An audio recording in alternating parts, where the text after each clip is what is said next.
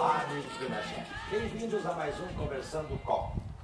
Tem gente que acha que a nossa vida assim é só um glamour. Não sabe o sacrifício que nem hoje eu ficar aqui da beira da piscina, comendo salgadinho. Aqui no Império de Pai Xangô, no Império de Xangô. Com o pai Wagner de Xangô e com o nosso amigo Pâncio de Oxalá. Isso aí. Pai Wagner, obrigado pelo carinho. Eu que agradeço. De nos receber. Pai Pâncio, de sempre. Prazer sempre estar com vocês aí. Que esteja muitas e muitas vezes. Assim seja, isso aí.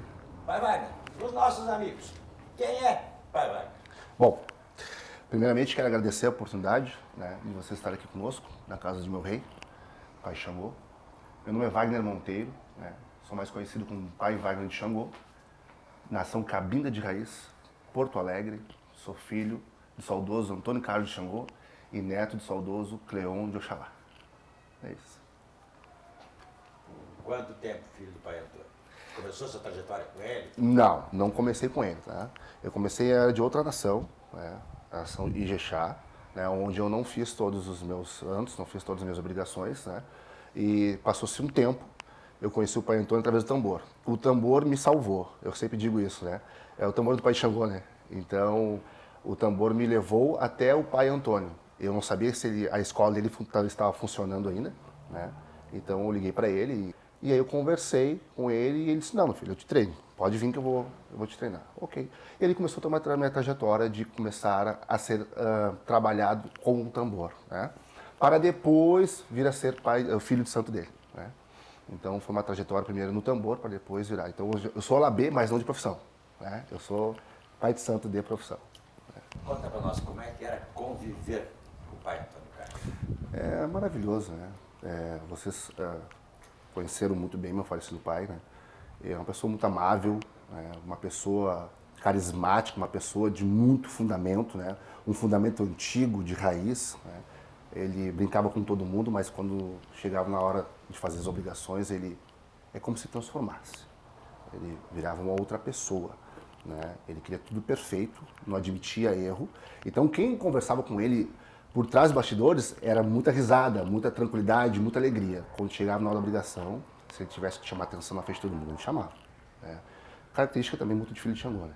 Então ele era muito perfeccionista quando a função era santo e nem se fala da questão do tambor, né? Um verdadeiro mestre, né? Então ele formou muitos alabês aí. Muitas pessoas hoje têm o seu sustento digno, né?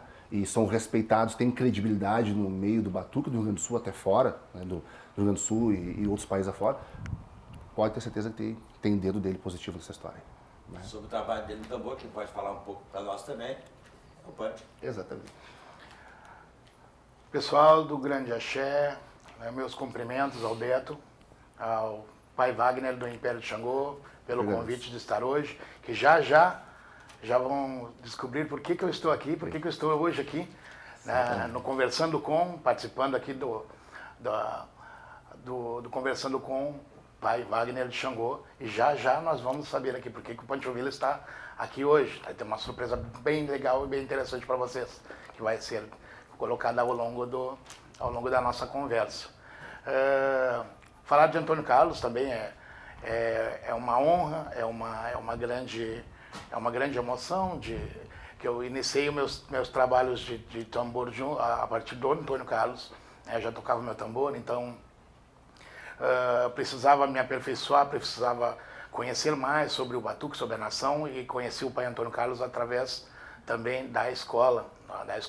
Foi quando tive contato com o pai Antônio Carlos, e a partir daí a gente manteve uma relação não só de aluno, mas como de amigo, parceria de pai e filho, como muitas vezes eu sempre considerei o pai Antônio Carlos na minha trajetória religiosa e principalmente de tambor. Isso é só uma introdução para esse momento especial que eu vivi com o pai Antônio Carlos em relação ao tambor. Ele está justificando por que está aqui, mas olha, é fácil, qualquer movimento de destaque hoje, o Pancho Villa. Alguma coisa aconteceu no batuque, Pancho Villa, está o Pancho Villa tocando. É assim, muito feliz por isso. Nós também. Pai Wagner, o falecimento do pai Antônio Carlos, o senhor passou a se governar, é isso? Bom, vou partir do princípio seguinte. O governo não existe, na minha opinião, mas depois eu explico sobre isso, tá? Sim, eu estou seguindo o fundamento do meu falecido pai Antônio Carlos, né, dando sequência neste axé. E quero falar um pouquinho também como foi os últimos dias com ele. Ele estava com muitos problemas de saúde, né? Muitos problemas de saúde. E contraiu o Covid, né, em determinado tempo. E ele ficou muito enfraquecido com isso. Ele teve problemas de angina, coração.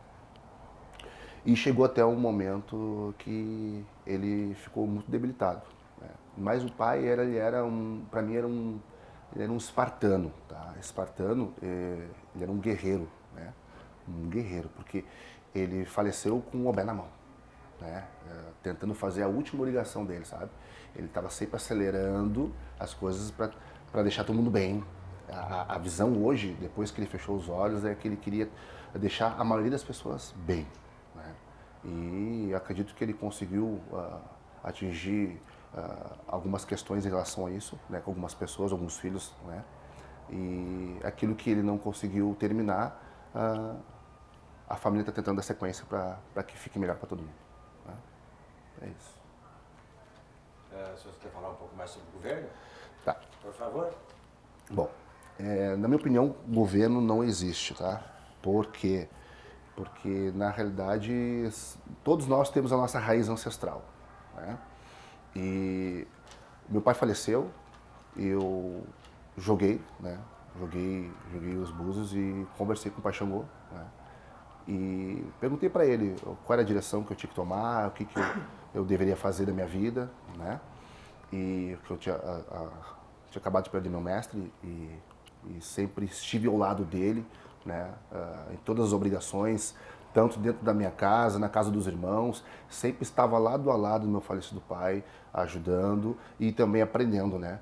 Que a mãe do aprendizado, na minha opinião, é a repetição, né? Quanto mais a gente repete, quanto mais a gente coloca a mão, quanto mais a gente torra milho, quanto mais a gente está presente, né, na energia do orixá, na energia da ancestralidade, a gente começa a ter certas permissões de conseguir enxergar um pouco mais clareza do que realmente é a função do orixá, né? Então, o governo, o meu pai disse que eu tinha que dar sequência, eu continuo dando sequência, né? Do jeito que eu estava. Então, eu vou abrir para vocês algo que ninguém sabe, tá? Quando falece um babalorixá, tem-se o tempo, né, de um ano. Muitos respeitam, outros não respeitam, né? Eu respeito, né? E sempre vou respeitar, né, a hierarquia maior, né? Então, no momento que aconteceu este fato, e depois que passou-se um ano de luto, onde reabri o Império de Xangô, né, das minhas obrigações, enfim, até hoje não foi lavado a minha cabeça. Eu simplesmente segui as obrigações de Buri e todas as obrigações de toda a minha África, da casa do Império de Xangô, sem ter lavado nada. Minha ancestralidade continua ativa junto comigo. E tenho certeza que fiz o correto, porque desde então eu só ando para frente. Você falou já 3 vezes a palavra ancestralidade. Exatamente que significado ela tem para o senhor? A ancestralidade é tudo, né? Na minha opinião, porque todos nós, exemplo, meu nome é Wagner Monteiro. A linhagem Monteiro é uma linhagem ancestral, do meu avô, bisavô, tataravô, tudo é uma ancestralidade, né? Então, o momento que eu estou dentro de uma religião de matriz africana, onde eu tenho pai de santo, tenho avô de santo, e eles também tiveram os pais deles, né, na caminhada deles, né? Também é uma ancestralidade, é uma hierarquia maior, é tudo. Tudo que rege, na minha opinião, tem dedo da ancestralidade, né? O Império de Xangô sempre inicia o ano também pedindo licença aos ancestrais. No final do ano também, a gente faz as obrigações dentro do Quarto Santo, tudo, mas a gente pede licença e agradecimento aos ancestrais, né? O senhor falou também que o pai Antônio Carlos fez de tudo para deixar todo mundo bem, né? Exatamente. Passado esse período de luto, essa família se dispersou, o senhor tem contato com alguém, com os irmãos, como é que Bom, tá o relacionamento tá. com vocês? No no tempo de luto, né, que eu fiquei, na realidade eu fiquei um pouco mais de um ano, porque na realidade eu respeitei o luto do meu falecido vô Cleon de Oxalá. Tá? Então deu mais ou menos um ticket médio de 90 dias de um falecimento para o outro. Né? Então eu respeitei praticamente 1 ano e 4 meses, tá? De luto em respeito a Pai Oxalá. Eu senti a necessidade, porque tudo era consultado para o meu rei, e também a ancestralidade de me fechar. Tá? O que seria isso? Eu passei todo o tempo do luto fechado. Império de Xangô, os filhos da casa se mantiveram fechados. Onde, até então, saber os próximos passos, ninguém fala nada, vamos ficar respeitando esse tempo que se faz necessário respeitar. Né? E quando se passou esse luto, alguns irmãos começaram a entrar em contato para poder ver sobre questão de obrigação, enfim. Outros irmãos que foram poucos, que ficaram prontos, completos, né, na mão do meu falecido pai, né, foram bem poucos. E esses tomaram seus rumos, né, com a sua casa. Né. Alguns irmãos foram para a mão de alguém, né, e vários irmãos vieram para o Império de Xangô. Né. E eu não tenho muito contato com as pessoas, eu só tenho contato com irmãos que fazem parte do Império de Xangô, que têm já suas obrigações feitas, né? E também os irmãos que também estão seguindo as suas casas, que também são cuidados pelo Pai Xangô também, por questões de frente, questão de fundos, uma mentoria na parte da ancestralidade, né? Mas eles estão seguindo as suas casas também. Então tem irmãos que fazem parte do Império de Xangô e tem irmãos que têm assentamentos, mas que não fazem parte porque não foram feita a obrigação de morir aqui em casa. Tá? Mas o restante, Beto, que eu posso te dizer assim, boa parte está tentando seguir seu caminho. Né? Boa parte também se perdeu no meio do caminho. Né? Muitas vezes, porque a dúvida, ela te empaca, não deixa tu avançar, né? E muitas vezes tu escuta muita conversa do A, do B e do C, e muitas vezes as conversas são distorcidas, né? E eu sempre disse para todos os irmãos, tanto no período do luto quanto posterior, que vieram conversar comigo, que estavam com dúvida, não sabiam o que iam fazer de suas vidas, eu falei, preste atenção no que eu vou dizer para vocês, porque foi o que aconteceu comigo. Jogue os búzios de vocês e pergunte para o orixá de vocês o que ele realmente quer para a caminhada de vocês. E também vão ao cemitério e leve flor, vela, lá no túmulo do nosso falecido pai. Conversa. Vai se clarear. Perguntem, se vocês estão com dúvidas sobre a minha pessoa, joguem os búzios para o pai de vocês, pergunte para o rei ou a rainha do Ori de vocês, sobre a minha pessoa. Quem é Wagner de Xangô? Quem é Wagner Monteiro? Vão no cemitério e perguntem ao nosso saudoso pai quem é o filho dele. Se eu sou uma pessoa leal, se eu sou uma pessoa que respeita o fundamento, se realmente eu aprendi o que tinha que aprender para dar sequência, para poder cuidar dos irmãos, enfim, pergunte que vocês vão ter resposta. Não tem espaço para dúvida, entende? Porque existe uma hierarquia maior. O orixá e a ancestralidade. Eu sempre vou falar em orixá e em ancestralidade. O ser humano, ele é consequência. Quando a gente começa a conversar com A, com B, com C, as informações muitas vezes não são tão positivas, né? Por algum interesse próprio. Não vai para casa do fulano. Talvez é porque o fulano está crescendo. Não vai para casa da ciclana, porque a ciclana não tem fundamento, mas muitas vezes a pessoa ali, aquela irmã, ela tem fundamento. Ela pode te orientar. E ela pode ter o princípio de humildade, que é o que falta muitas vezes. E quando a gente não sabe, a gente pergunta para quem sabe. E tem muita gente que, infelizmente, muitas vezes sabe, né, e não querem passar para ninguém. E tem aqueles que não sabem, fingem que sabem e saem espalhando para todo mundo que quer dizer que sabe, entende? E o tempo mostra para cada um quem pode seguir, quem não pode seguir. Não sou eu que determino isso, né? Eu não posso julgar ninguém, mas muitas pessoas, Beto, ficaram dispersos, né? E não era bem isso que meu pai queria. Pois é, fala-se que ele deixou uma carta, ele havia deixado uma carta, isso é verdade? Havia instruções dessa carta? Bom, essa carta teve a intenção de ser escrita, mas ela não teve tempo de escrever a carta. Tá? Por que não teve? O pai ele teve uma dificuldade de saúde em Florianópolis, que ele estava no serviço, ele tinha mandado para Bagé, porque existia um irmão que ia recente entrar na Goa, né? E que precisava de certas instruções. Então eu fui para Bagé ajudar essa família e ele foi para Santa Catarina. E lá ele passou mal. Né? O motorista, porque ele sempre andava de motorista, me ligou. mano, o pai passou mal aqui no hospital. Eu falei, viu qual é a situação dele, qualquer coisa, eu pego, saio de Bagé e vou para Santa Catarina. Tá. Ele ligou depois de 2 horas e me dizendo, não, tá tudo bem, o pai tá indo para casa. Chegou em Viamão, eu já estava em Viamão, esperando. Né?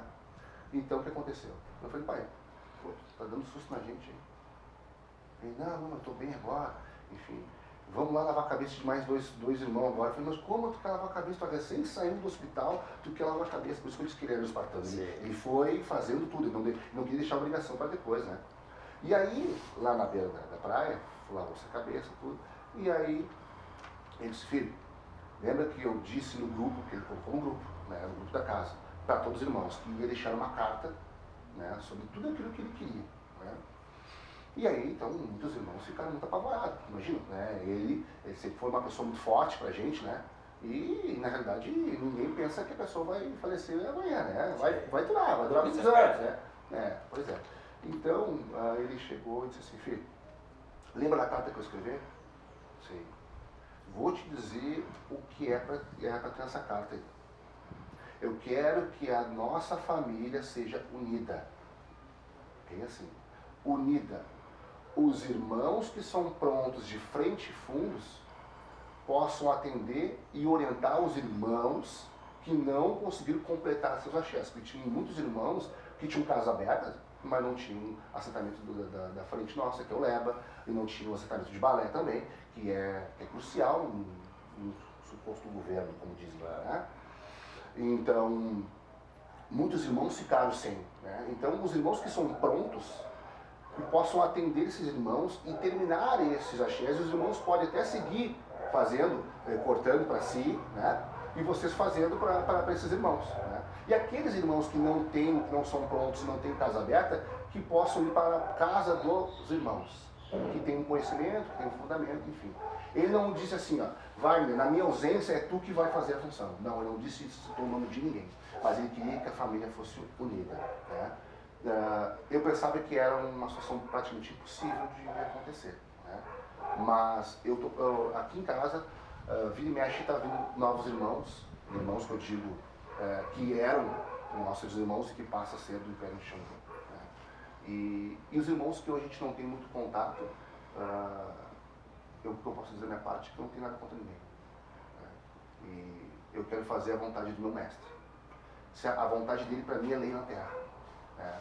Sempre diziam assim, tu é o general, né? O general da banda chegou, não é que é o general, é que as coisas têm que ser com uma organização, uma certa disciplina, entende? Mas nunca maltratei ninguém, nunca pisei em ninguém. Todos os irmãos, na casa dos irmãos que eu fui, sempre fiz o meu melhor, né? Era aquilo que eu aprendi, não deixei nada para depois, ou deixei de fazer certas coisas com medo que algum irmão pudesse se destacar mais do que eu, enfim. Não, eu faço aquilo que o meu mestre me ensinou, né? Porque o que aprendi com ele. Todos os assentamentos que eu tenho aqui dentro do Império de Xangô, todos foram feitos por ele. Não tenho nenhum assentamento de outra casa, de outra mãe de santo, de outro pai de santo. Ele disse para mim na beira da praia, tu queres aprender religião de fato? Esquece tudo que um dia tu aprendeu sobre religião, que eu vou ensinar desde o zero tudo. E desde então que eu faço. Então eu não sei fazer outra coisa, não sei fazer aquilo que ele me disse para fazer, né? Então, os irmãos que fazem parte da família, não sei quantos são ainda. Sei que muitos saíram também da família, né? Acontece, né? Claro. Mas todos os irmãos que fazem parte do axé de Xangô a Ganjudeí, meu ancestral, o ancestral deles, eles sabem que aqui, o Império de Xangô, é um lugar que eles podem vir a hora que eles quiserem. Se não quiserem vir aqui, aí não tem problema nenhum. Mas as portas do Império de Xangô estão abertas para todos. Por quê? Porque eu tenho um juramento que eu fiz. Depois que meu falecido pai se foi, tem um juramento. Qual o juramento que eu fiz? Que eu não me governo. Meu rei, na minha cabeça, do meu ori, é que me diz o que eu tenho que fazer e toda a minha linhagem ancestral. Eu sou instrumento deles. Então, aquilo que eles quiserem, aquilo que eles disserem para me fazer, independente de quem quer que seja. Uma pessoa que muitas vezes tem diferença, né? Ou às vezes um irmão tem uma diferença com outro irmão, enfim. Eu não tenho diferença com ninguém. Qualquer irmão hoje que chegar e ligar para mim hoje, meu irmão, só contigo, vou conversar com o irmão. Não vou julgar, não vou botar dedo e dizer, tu fez isso, tu falou mal de mim, e tu ajudou outro ciclano a fazer uma maldade para mim. Nada. Não julgo ninguém. Eu aprendi isso depois que o meu falecido pai se foi, né? As portas do Pé de Xangô estão para todos, né? Porque não é a mim, não sou eu que determino quem eu devo ajudar, quem eu devo ajudar. São eles que determinam, né? Assim foi também. O pai é que manda. Pai que manda. Eu já lhe ouvi usar a expressão inteligência espiritual. Certo. Exatamente o que significa. Bom, Beto, eu sou uma pessoa que estudo bastante, tá? Eu leio bastante, eu acredito que não é só, o Pai de Santo não é só aquele que aprendeu os mistérios dentro do Quarto Santo, torrando milho, né? Fazendo as frentes, enfim. Mas é aquele que busca um entendimento maior de si próprio, tá? Porque não adianta a gente ter, vamos usar o termo assim, uma arma na mão e não saber usar, tá? Por que eu digo isso? Nós temos que ter, o nosso psicológico ele tem que estar em dia, né? Então a inteligência espiritual é a união da parte espiritual com o autoconhecimento. Nós precisamos conhecermos as nossas fraquezas, tá? Em ter um entendimento maior da gente próprio. Para que a gente possa poder ajudar o próximo, eu tenho que entender como funciona a minha caminhada, né? Porque muitas vezes a gente sai julgando, dizendo que está errado, que é só fazer um feitiço e fazer um serviço que está tudo resolvido, e não está resolvido. Não está resolvido. Porque a parte dos orixás, a parte da ancestralidade, a espiritualidade como um todo, está resolvido. Isso está resolvido. Mas a outra parte que depende do ser humano, no dia a dia dele, do processo de respeitar processo e não quebrar princípios básicos no seu dia a dia, né? Então, assim, a parte da inteligência espiritual é para preparar a pessoa para que ela possa entender exatamente e poder honrar mais ainda os seus orixás. Porque tem muita gente que acredita que o orixá é moeda de troca. Não só o orixá, a entidade, enfim. Eu tenho, você não tem que me dar, senão eu não vou fazer nada. Ou seja, a gente tem que analisar as nossas fraquezas, a enxergar o que nós temos de errado e seguir numa melhoria contínua. Porque senão a gente vai desrespeitar o sagrado em prol de que eu não tenho o iPhone última geração, ou carro, casa, apartamento, e aí começo a cobrar os orixás, as entidades de coisas que na verdade não tem nada a ver. Então, a inteligência espiritual é a melhoria contínua de si próprio. Buscar ler vídeos, cursos, faculdade, cursos EAD à distância, cursos presenciais sobre desenvolvimento e liderança, sobre questões de inteligência emocional, entender os campos emocionais da sua própria vida, quais são os momentos que eu tenho raiva, que eu tenho ira, que eu tenho inveja, que eu tenho egoísmo, tratar o seu próprio ego, porque tem muitas pessoas que têm um ego muito aflorado e o que acontece? Muitas vezes botam a perder, muitas vezes sai de uma casa, vai para outra, sai da casa do Punch, vai para a casa da Maria vai para a casa do João, por quê? Não foi por causa do axé, foi porque não gostou de alguém, foi porque muitas vezes não gosta do ambiente. E na verdade isso não tem nada a ver com a parte espiritual. Tem a ver com a pessoa mesmo, né? De se conhecer e entender que a parte espiritual é um todo. Mas que para respeitar o todo, reverenciar a hierarquia maior, tu precisa se conhecer também. Falar a respeito de hierarquia, no aspecto religioso, qual a importância de idade, de antiguidade?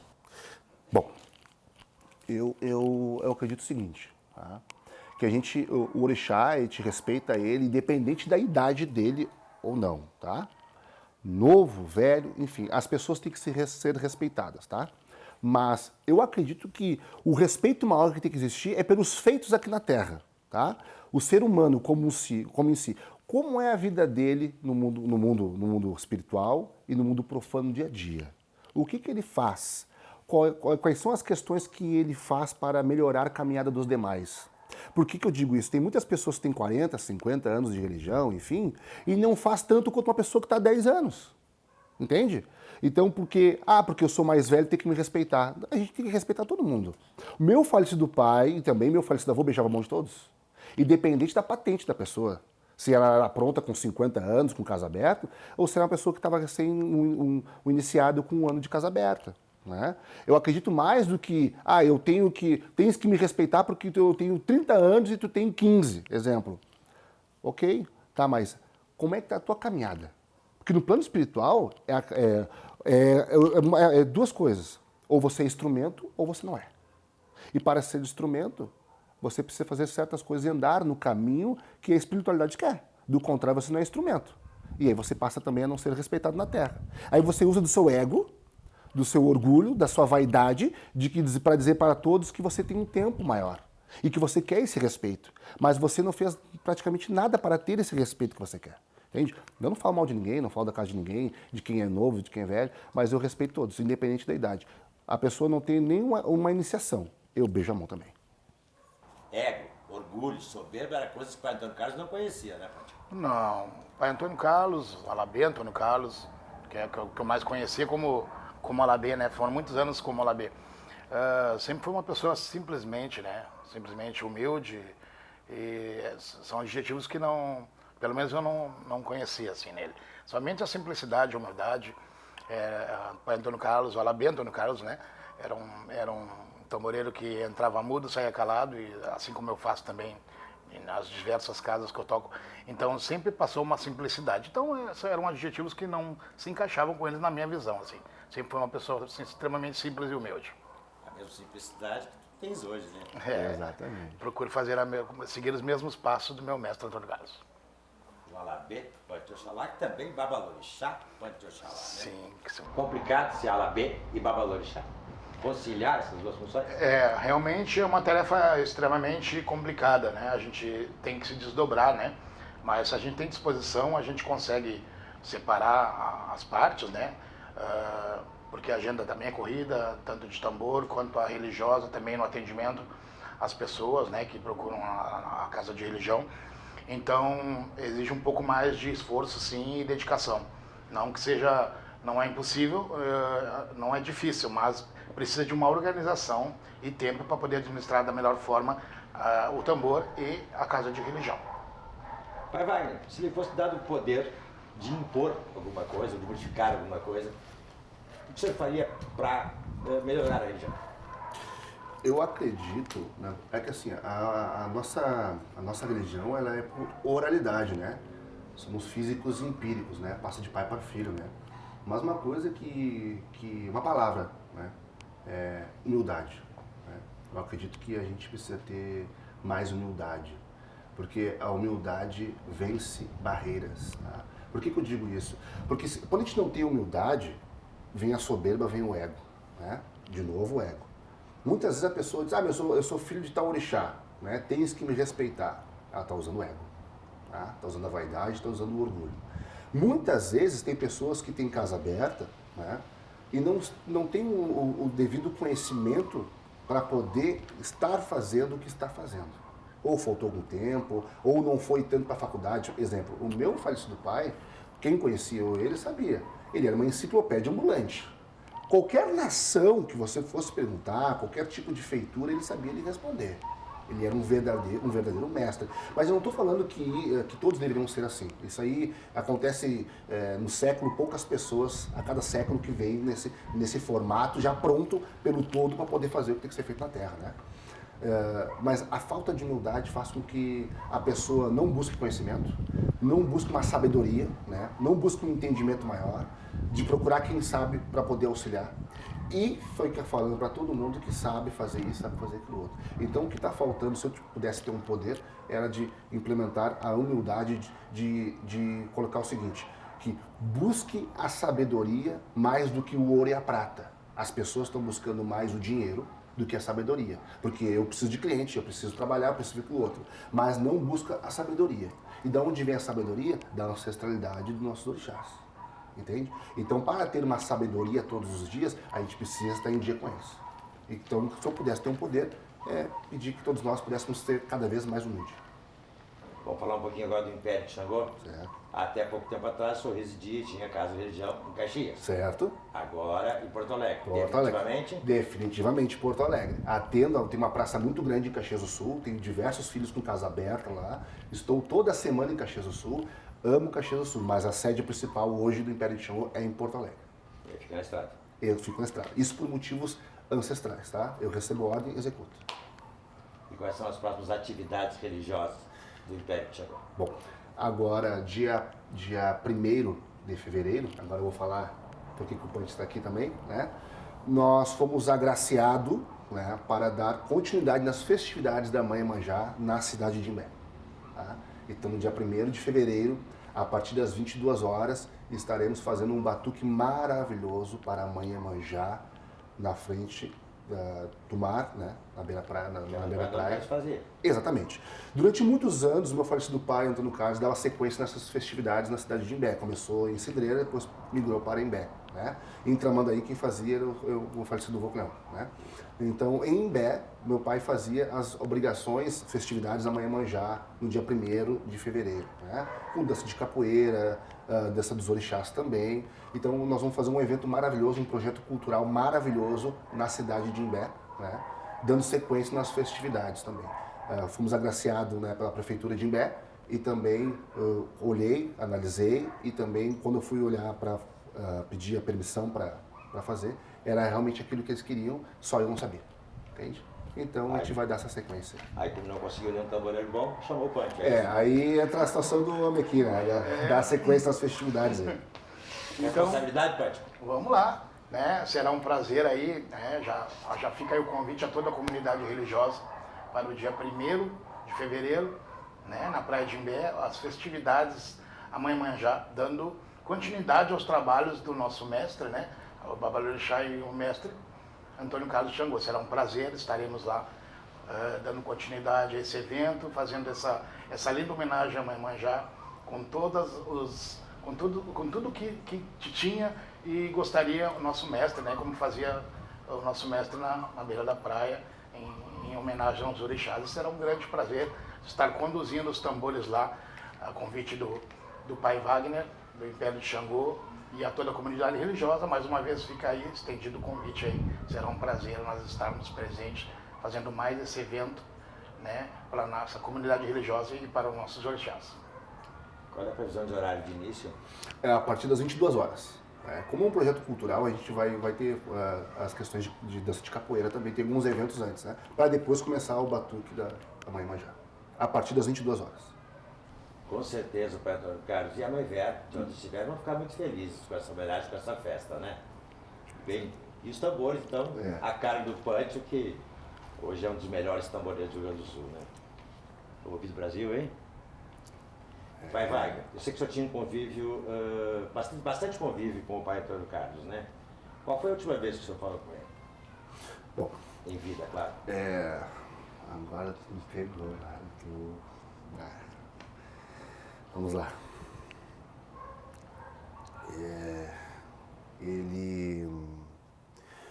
Nós chegamos de viagem da praia, ele lavou a cabeça dos 2 filhos de santo nesse dia e colocou mais um irmão, filho de Xangô, no chão nesse dia também. E foi nesse dia que ele infartou no meio do salão. Quando começou a reza, Ogum chorou, chorou!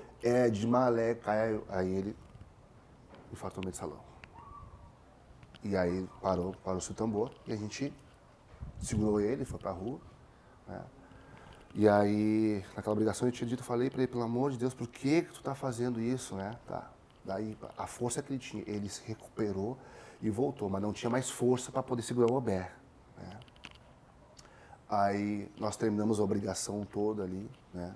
Tiramos um jeito para cada um, fizemos balança, tudo, ele deitou. Fui no quarto, pai, tá tudo certo, tudo pronto, pela manhã eu estarei aqui.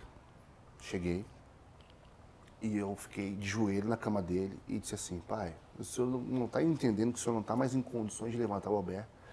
Liga no caso, né, era vivo, né, o vô Cleon, liga pro vô Cleon, conversa com ele, marca o seu bori, faz uma troca de vida, faz isso, mas liga, conversa.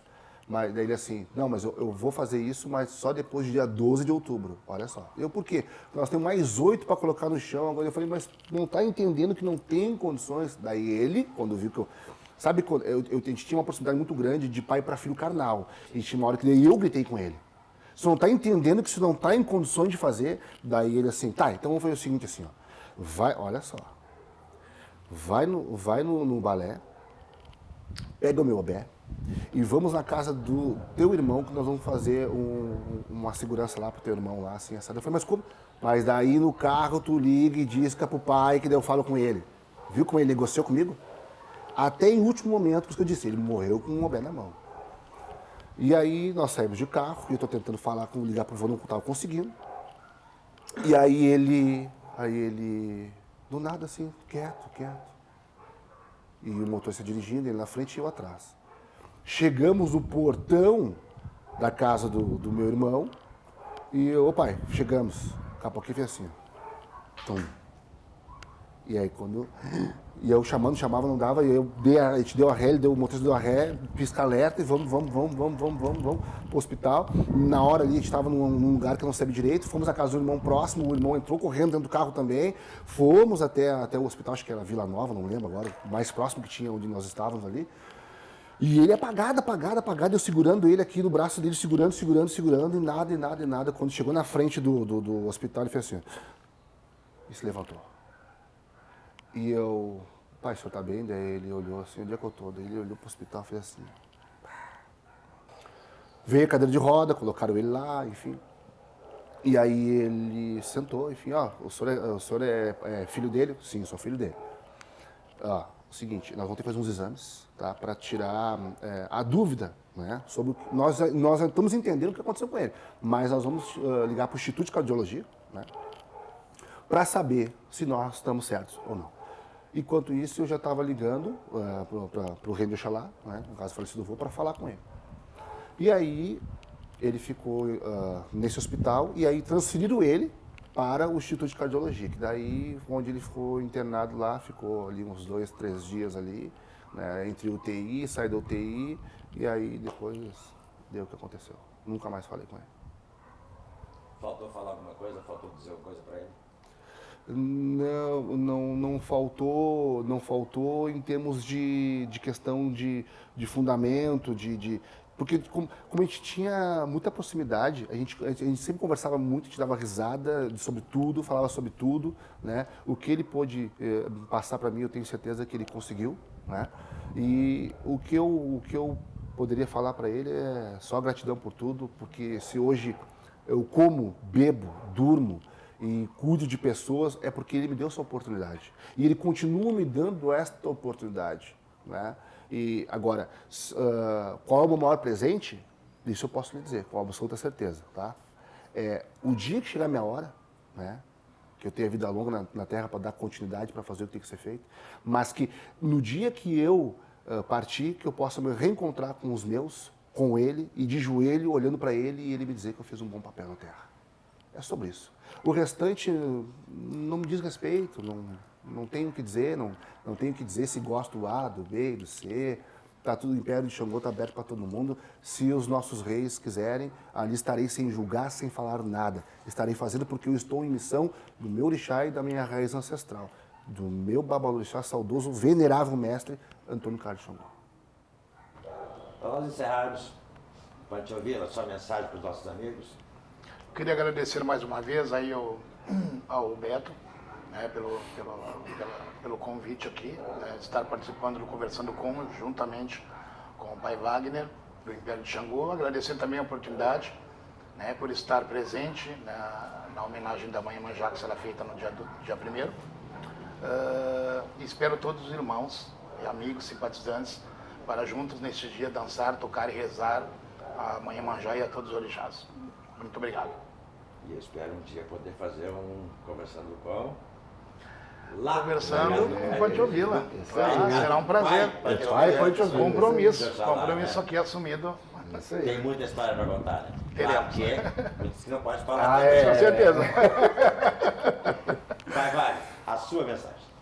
Bom, quero agradecer, né, a presença de todos, né? Muito obrigado pela honra que vocês estão me dando, né? Dentro da casa do meu pai, Xangô, Império de Xangô. Quero agradecer a todos que estão presentes aqui, agradecer minha família religiosa, agradecer aos meus irmãos que confiam na minha pessoa, na credibilidade que eu transpareço, né, para os meus irmãos, para as pessoas que confiam nesta casa e neste axé.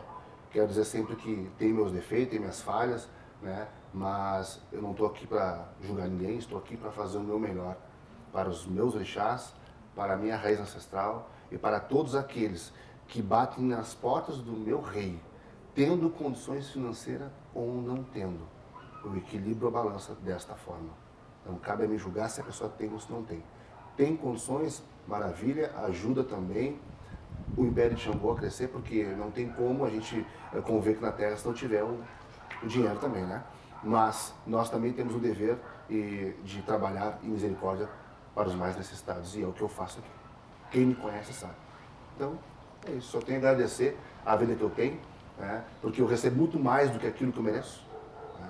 Eu já passei por N dificuldades na minha vida, né? E desde que meu falecido pai, antes de ele partir, ele disse na casa de uma irmã minha que ele sabia o tempo de cada um, onde cada um dos filhos dele iriam chegar aqui na Terra. E que ele sabia aonde eu ia chegar, mas que não era naquele momento ainda. Né? Até na hora eu pensei assim, não é meu momento, tá tudo bem, não tinha entendido, né? Tudo bem. Vamos aguardar. E daí, mas claro, eu sempre acompanhando ele nas estradas da vida, né? Claro. E eu estava servindo meu rei, eu entendia isso. E quando eu estava junto na parte da frente, embalando o caixão, né, no desenlace dele, eu estava em pranto segurando, né? Segurando aquele caixão, e aí ele, do nada, a sabedoria e a firmeza e o crescimento espiritual, da tamanha evolução dele, do ser dele, que ele me limpou dentro do cemitério. Tá? Ele literalmente me limpou, porque eu estava destroçado, eu estava assim, ó, um desespero dentro de mim, chorando, segurando a maçaneta aqui, e levando, né, embalando o caixão. Ele me limpou e disse assim: lembra que eu disse para ti que não era o teu momento? Agora chegou o teu momento. Segue aquilo que eu te mostrei como é que se faz. E desde então que eu faço como um guerreiro general dele aqui na Terra, aqui em qualquer lugar. É isso. Pai Wagner, obrigado pelo carinho. E eu que agradeço. Pancho, sem palavras. Para os nossos amigos, 3 recados. Primeiro, quem quiser conversar, conhecer melhor o Pai Wagner, fica aqui os contatos, redes sociais. Quem quiser arriscar um espaço na disputadíssima agenda do Pancho Villa, fica aqui também o WhatsApp do Pancho Villa. E dia 1º, 22 horas, na Praia de Imbé, homenagem a Maimajá, com ações culturais, e depois então a parte religiosa a cargo do Pancho Villa. Muito obrigado. Obrigado. E aos amigos do Gandaxé, até o próximo Conversando com.